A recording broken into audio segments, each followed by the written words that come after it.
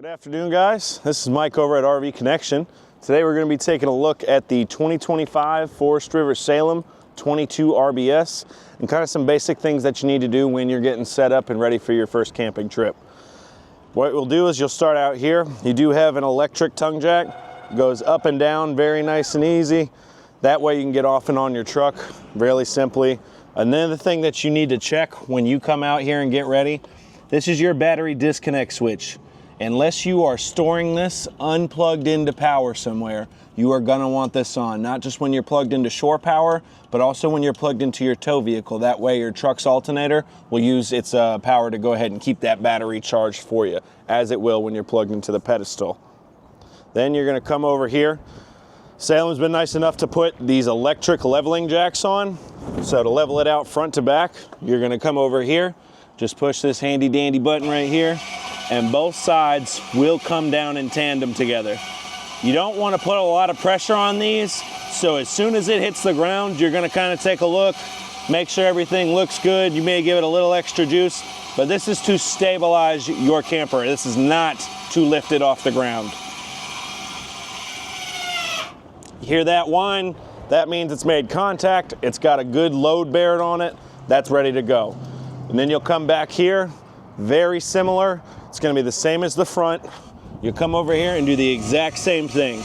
That way when you're walking around inside, your camper's not jostling side to side or front to back, or on a day like today where it's obviously very windy, a good strong gust isn't gonna make you feel like your camper's about to tip over.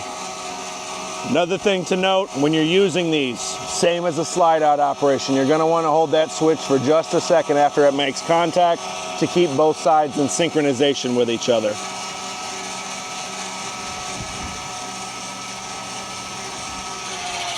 And there's that whine. We'll go ahead and stop it there. You're gonna come around back here once you're done leveling it out. Make sure you've got good contact with your power cord here. 90% of the time they are a twist lock now.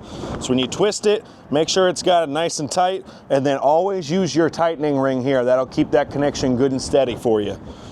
And then last but not least, you'll hook up your sewage. So you'll hook up your fresh water to either your city water connection if you are in a park. Obviously, if you guys are doing boondock camping, you're gonna wanna fill your fresh tank before you get there. And then you'll come over here. Salem's been great enough to keep this all nice and centralized. Both your gray tank, both of them, because you have two, one for your galley in your kitchen and one for the bathroom, and your black tank, all come down into one pipe. Now that doesn't mean you need to dump both tanks at the same time, though you can. You can pull each valve individually so you can drain one tank if that's all you're looking to do. So one last thing before you head inside, because this does operate in conjunction with one of your monitor panels in your bathroom for your on-demand water heater. Want to make sure that propane tank is open, feeding some propane into it. You're just going to come out here, flip that switch right there. That way that'll activate the water heater itself and allow flow of propane to come inside. Now that we're done with our outside setup, it's time to get the inside ready. First thing you're going to do, really hard to move around in your camper if it has a slide while it's enclosed. So you're going to come over here to your monitor panel. You're going to hold it to the on position. As you can see, that slide will start to come out nice and even. Just like your electric stabilizer jacks outside, when this slide gets all the way out, you're going to want to hold that switch for a few seconds after. There is a motor in each end of your slides at the top. You want those to stay in synchronization so your slide's not coming out all cockeyed and you don't run into a lot of issues if you do that. So you hear that click? That is not damaging the gears or the motor. That's going to keep both those motors in synchronization for you. This is Oklahoma, so the next thing we're going to want to do, God knows it's going to be 110 degrees most times during the summer when you go out. You're going to come over here to your thermostat. It is going to control your one ducted AC on this particular unit by colon Mach. You're going to click the button until you get to the setting you want to. So right now we're in the off mode. We're going to switch it to fan. And we're going to go over here, turn it to cool, and then you will change over to fan, leave it on high. It will say in parentheses auto. You're going to want that. Once you back out of it, it'll come to this screen here, and you can set the temp to whatever you want. 73, you can come bring it down to 65. Do keep in mind, RV ACs are only designed to put out air that is 22 to 26 degrees air colder than the air it is pulling in from your outside environment. So when it's 90 degrees outside, keeping it at 70 is not bad.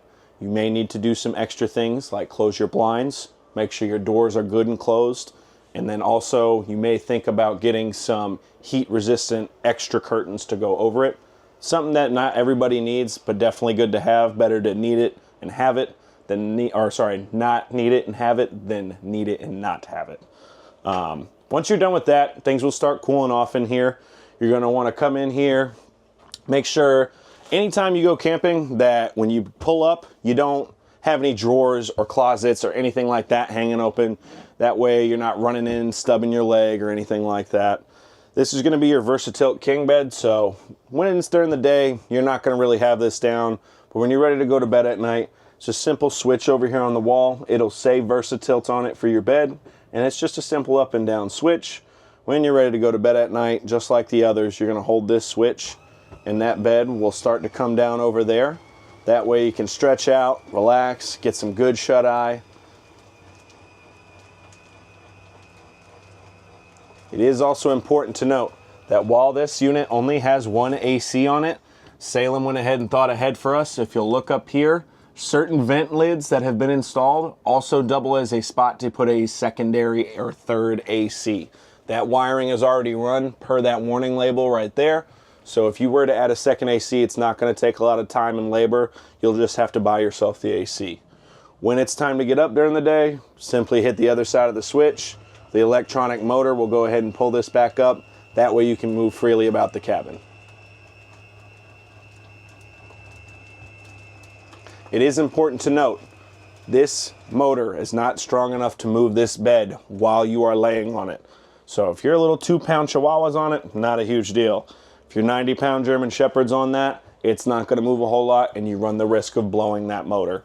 So a lot of common questions when you're having an issue with your electrical system. Easiest place to check or at least start for yourself to troubleshoot it. Right here, and it's always going to be down low, your converter panel. But this is basically like a residential breaker box or fuse panel. It's all in one here in the RV.